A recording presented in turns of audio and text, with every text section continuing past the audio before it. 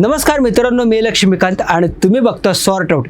इथे आपण डोकं फिरवणारे वादग्रस्त मुद्दे अगदी साध्या सरळ सोप्या भाषेत सॉर्ट आउट करून सांगतो. आज एक विषय घेऊन आलोय जो कुणालाही अस्वस्थ करेल. कल्पना करा, तुम्ही स्वतःच्या हक्काच्या घरात राहताय, पण त्या घरात तुमचं नाव नाही आहे, बँकेचं कर्ज मिळत नाही आहे, कंप्लीशन सर्टिफिकेटचा पत्ता नाही आहे आणि हे 1-2 वर्ष नाही तर तब्बल 20-22 वर्ष झाले असंच चालू आहे. हे ऐकायला फिल्मी वाटतंय ना, पण हे प्रत्यक्षात पिंपरी चिंचवडमध्ये घडतंय आणि हा विषय नुकताच महाराष्ट्राच्या विधानसभेत मांडला गेला भोसरीचे आमदार पैलवान महेशदादा लांडगे यांनी. चला हा विषय पूर्णपणे समजून घेऊया, सॉर्ट आउट करूया. फक्त भाषणापुरतं नाही तर अगदी मुळापासून. पहिला मुद्दा, योजना कुठून आली. गोष्ट सुरू होते 2005-06 मध्ये. केंद्र सरकारने एक मोठी योजना आणली, Jawaharlal Nehru national urban renewal mission म्हणजेच जनद्रुम. उद्देश एकदम साधा होता, शहरातल्या गरीब आर्थिक दुर्बल घटकातल्या कुटुंबांना पक्कं घर द्यायचं, झोपडपट्टीत राहणाऱ्या लोकांचं पुनर्वसन करायचं. पिंपरी चिंचवड महानगरपालिकेने या योजनेखाली अनेक घरकुल प्रकल्प हाती घेतले. गरीब कुटुंबांना हक्काचं घर मिळणार होतं, हे स्वप्न होतं. 2007-08 मध्ये असाच एक प्रकल्प सुरू झाला. लोकांना घरं मिळाली, ते तिथे राहायला गेलेत सुद्धा. पण इथूनच खरा गेम सुरू झाला. दुसरा मुद्दा, 20 वर्षांचा प्रवास. आमदार लांडगे यांनी सभागृहात जो मुद्दा मांडला तो असा आहे की हा प्रकल्प सुरू होऊन आता 20-22 वर्ष झालीत, तरीही अजूनही पूर्ण झालेला नाही आहे. आता प्रश्न पडेल, म्हणजे नक्की काय अपूर्ण आहे? लोक तर घरात राहतात, हो राहतात ना, आम्ही कुठं नाही म्हणतोय, पण त्यांच्या नावावर घराची कायदेशीर मालकी नाही आहे, कंप्लीशन सर्टिफिकेट नाही आहे, म्हणजे बांधकाम अधिकृतपणे पूर्ण झालं असं शासन दरबारी नोंदच नाही आहे. यामुळे बँकेकडून गृहकर्ज मिळत नाही. लाईट बिल, पाणी, टॅक्स या सगळ्या पायाभूत सुविधांच्या बाबतीतही सावळा गोंधळ आहे. म्हणजे घर आहे, पण त्या घराचे पूर्ण हक्क नाहीत.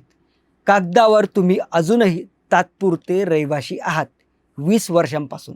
आणि गंमत बघा, हे एकट्या दुकट्याचं दुखणं नाही आहे. पिंपरी चिंचवडच्या स्वतःच्या अधिकृत वेबसाईटवर बघितलं तर आजही झोपडपट्टी निर्मूलन व पुनर्वसन विभागाकडून घरकुल सोडती म्हणजे लकी ड्रॉ किंवा लॉटरी ड्रॉ निघतायत. 2021, 22, 23 अगदी 24 मध्येही, म्हणजे इतक्या वर्षानंतरही ही प्रक्रिया अजूनही पूर्णपणे सेटल झालेली दिसत नाही.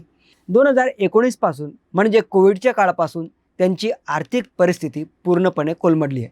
रोजगार गेला, उत्पन्न घटलं आणि अशा परिस्थितीतही त्यांना पूर्ण सुविधा म्हणजे मालकी हक्क, कर्ज सुविधा मिळालेले नाहीत. म्हणून मागणी अशी आहे की 2019 पासून ते 2025 पर्यंतचा या रहिवाशांची घरपट्टी म्हणजे प्रॉपर्टी टॅक्स राज्य सरकारने पूर्णपणे माफ करावी. आणि इथे एक महत्त्वाचा मुद्दा आहे, ही मागणी आज पहिल्यांदा मांडली गेलेली नाही आहे. आमदारांनी हाच मुद्दा याआधीही सभागृहात खूप ताकदीने मांडला होता.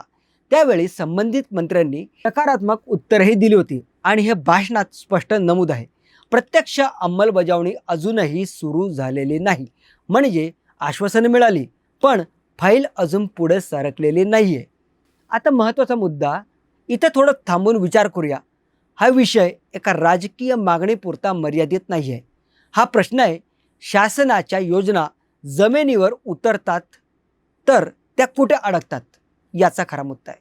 जनद्रुम सारखी योजना केंद्राकडून येते, राज्य सरकार अंमलात आणतं आणि स्थानिक स्वराज्य संस्था म्हणजे इथे PCMC प्रत्यक्ष काम करते. या 3 पातळ्यांमध्ये समन्वयाचा अभाव असेल तर याचा फटका थेट सामान्य कुटुंबाला बसतो, जे 20 वर्ष झाले वाट बघतात. आणि हे फक्त कागदी हक्कांपुरता नाही आहे, याचे थेट परिणाम आहेत.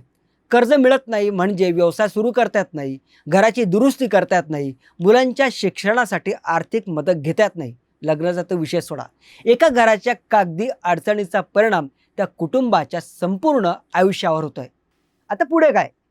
आमदारांनी सभागृहाच्या माध्यमातून शासनाला स्पष्ट सूचना द्याव्यात अशी विनंती केली आहे, जेणेकरून आधी दिलेली आश्वासनं प्रत्यक्षात उतरतील आणि टॅक्स माफीची प्रतिक्रिया प्रत्यक्ष अंमलात येईल. आता हे बघायचं आहे पुढच्या अधिवेशनात यावर काय परिणाम होतोय. यावर काय निर्णय होत आहे? PCMC कडून काही परिपत्रकं निघतायत का? आणि सगळ्यात महत्त्वाचं, त्या 20 वर्ष वाट बघणाऱ्या कुटुंबांना प्रत्यक्ष दिलासा मिळतोय का? कारण शेवटी योजना कागदावर कितीही चांगली असली तरी ती लोकांपर्यंत पोहोचली नाही तर तिचा उपयोग काय? तुम्हाला काय वाटतं? अशा योजना 20 वर्ष का रखडतात? कमेंटमध्ये नक्की सांगा. भेटूया पुढच्या व्हिडिओत नवीन विषय घेऊन. तोपर्यंत सॉर्ट आउट करत राहा. भेटूया लवकरच.